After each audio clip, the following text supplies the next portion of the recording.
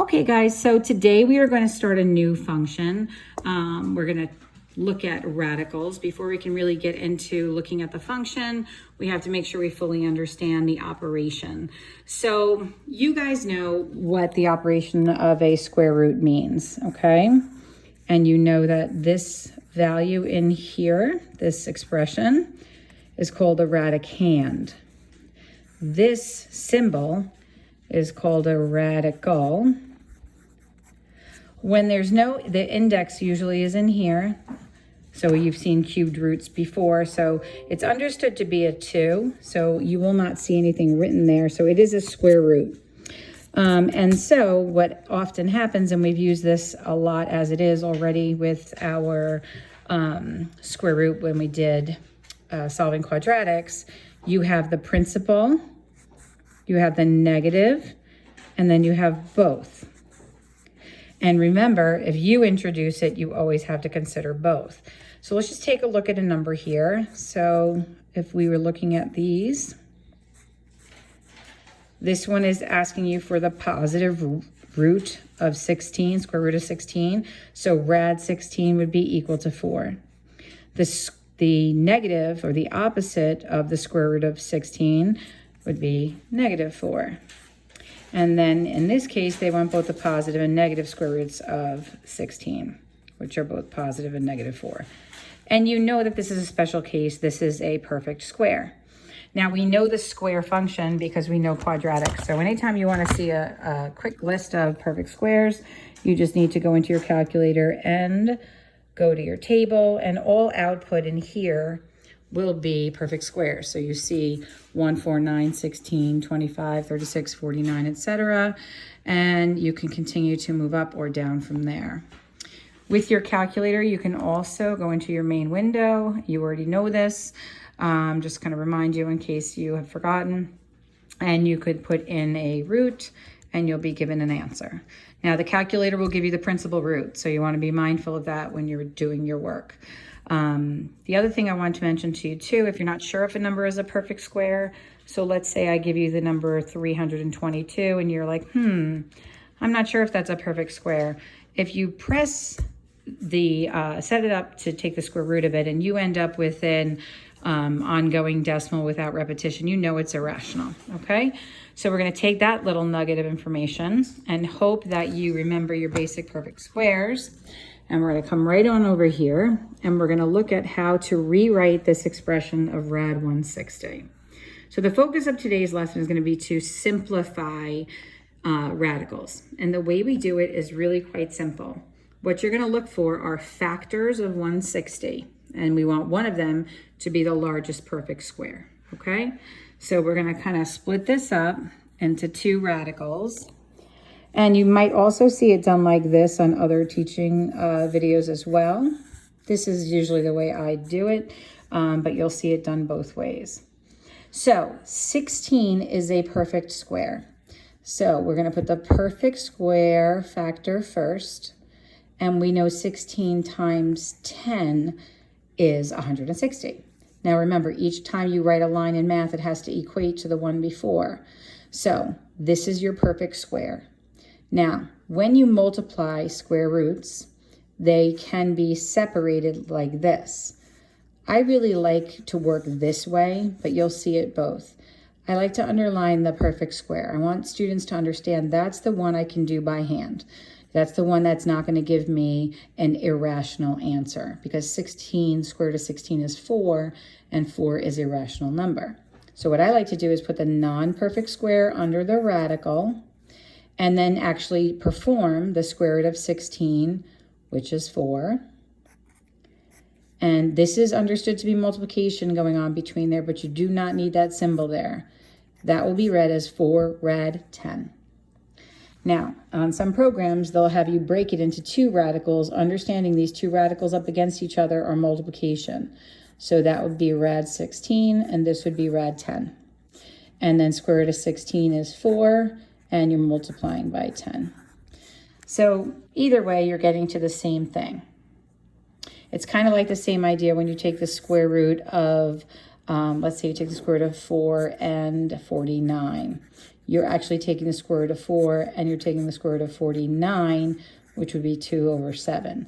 We do it in division. We also do that combined in multiplication. So there's a guided practice in here with the delta math. And what you would do would be to go in here, hopefully if this works, and put your 16 in and put your 10 in. And this one's guided a little bit. And then they're going to have you make your integer value here and put your 10 there. And then you'll go and you'll submit your answer and you'll see that you're correct.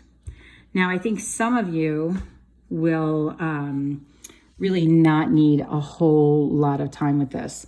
There is another way to do this, but it is a little exhausting. You want to try and get the largest perfect square all the time, because that makes it exactly what it's saying here, the fastest path. If you saw 4 and 40, and that's okay, it's just going to make you do more work, then you're going to have the square root of 4 is equivalent to the number 2, and the square root of 40 is going to split into the square root of 4, which is a perfect square times 10. Then you'll perform the square root on the 4 to get the 2, and then you end up multiplying your rational numbers on the outside, now a coefficient, to the square root of 10. So that's like a lot longer of a way to go. So how do you avoid that? So what you try and do is get as comfortable as you can with your square roots. You should at least know them up to 15 squared, which is 225. But like for this one right here, you know, if you were to say to yourself, let's just assume that we're all just had Thanksgiving dinner and we're all on like slow-mo mind, okay? So we're gonna go into our calculator and we're gonna take a look at some of these. So let's take a peek. So I've got 252 up there. So does it make a whole lot of sense that I should be looking at numbers that are that high? Now, you might want to remember some of your divisibility rules here a little bit. And sometimes it's actually it can be a little obvious. So what we'll do is this. Here is like 256.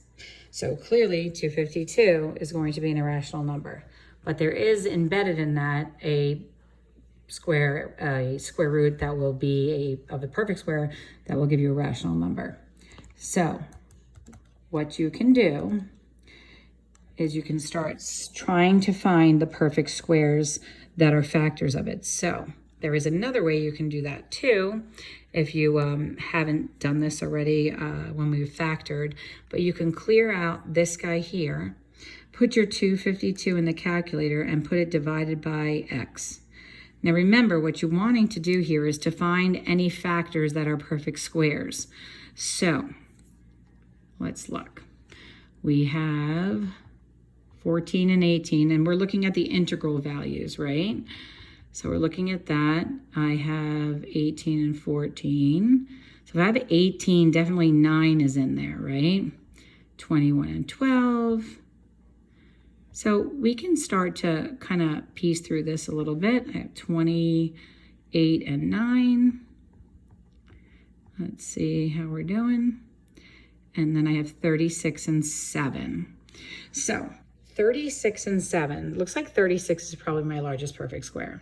So let's back out of here and we're going to do 252 divided by 36, and there's your 7. So if we're doing this on paper, you're going to rewrite your radicand as 252. You know it's not a perfect square. You know there's a perfect square in there. The perfect square, the largest one you found, is 36. And that's going to be times 7. And it doesn't matter if you actually write them as two separate radicals. Multiplication can be split that way, so you can have rad 36 times rad 7 like this as well. This is the perfect square. The square root of 36 is the number 6. The non-perfect square cannot be done with, without your calculator, and it wouldn't be exact if you did it anyway because it continues on forever. So we leave it as a square root of a non-perfect square, and the same exact thing would happen here. So I'm going to leave you to guide through these a little bit. If you're wondering, like, well, how did she find that largest perfect square? I basically took the radicand and divided it by x, and I went to look at all of the possibilities. And I'll do one more with you so you can see. I'll slow down at that part. So, yes. So, are they giving me the same one again? All right, so let's pick a different one. So let's say I do, let me give you one of my own here. All right, so let's say we get the square root of 96. And for some reason, you don't see anything really obvious there. So the first thing you might want to do, you have two functions you can look at. First, you can look at your square root function, your function that's squaring, and you can go and see, you know, where things are at. This could be a little bit of a waste of time here, though, because this is just going to help you see a couple of perfect squares, but it's not really going to be the best, you know, amount of your time here. The better route really is to, you could start dividing by perfect squares that you know and maybe see something in there. So if I divide that by 4 and I get 24, and then I divide by 4 again, I get 6. So I'm seeing something in there, maybe with a 16, because I was able to divide by 4 twice, right? But the better way of actually handling this whole thing, and then actually, let me just show you this. 96 divided by 16. So then I get 16 and 6. So it's a little bit of like, you know, just getting comfortable with number sense and so forth. But the fastest way to get at this is to go to y equal to, take your radicand, number 96, and divide it by x. And that's going to list its factors. And then what you're going to do is you're going to look for where you have the largest perfect square as a factor. So 4 is a perfect square, but it's not the largest because there's going to be more perfect squares than this. And as you look, you'll start to see that your 6 and your 16 are right there. So you'll just get comfortable with whichever version works best for you. So we'll do the 16 here times the 6. This is your perfect square. That's the number 4. Square root of 16 is 4. Non-perfect square stays under the radical. Okay, here's another one. Let's do 240. So now some of you might say, oh, I see 24 and 10, right? But that's not a perfect square. So it's like, oh, bummer, that's not a perfect square. But 4 is a perfect square, so I can do 4 times 6 times 10. And then you're like, okay, well, that's a perfect square. So I can do the square root of 4, which is 2. And then I have 60. Looks, I know 4 is a factor in there too. So now I'd have to split again. And then it's going to be 15. Sorry, I put the perfect square first. It'll be 4 times 15. And then I say, oh, okay, look at that. So it's going to be 2 times 2. And the rad 15 would stay under the radical. And then you'd have 4 rad 15. Now, this is not the ideal way to go. But students who don't have really strong number sense might find themselves doing that. So it's important that you understand some of your basic perfect squares. You need to know 1, 4, 9, 16, 25, 36, 49, 64, 81, 100, 121, 144, 169, 196, and 225. Those should be committed to memory. Once you know those, then your number sense will increase and you'll have a much better time at this. So let's just show you one more time how to find the largest perfect square. Of course, if we know these, we'll see them and recognize them more quickly. But we're going to go into 240 here in our calculator. In the function mode, we'll divide by x. This will give us a list of factors. Stay away from the decimal ones. That's not what we're looking for. And because you're looking for the largest, you know, get up there somehow. Get yourself up there and start paying attention and look what you see here. You've got 15 and 16. Those two numbers are as close together as you can get.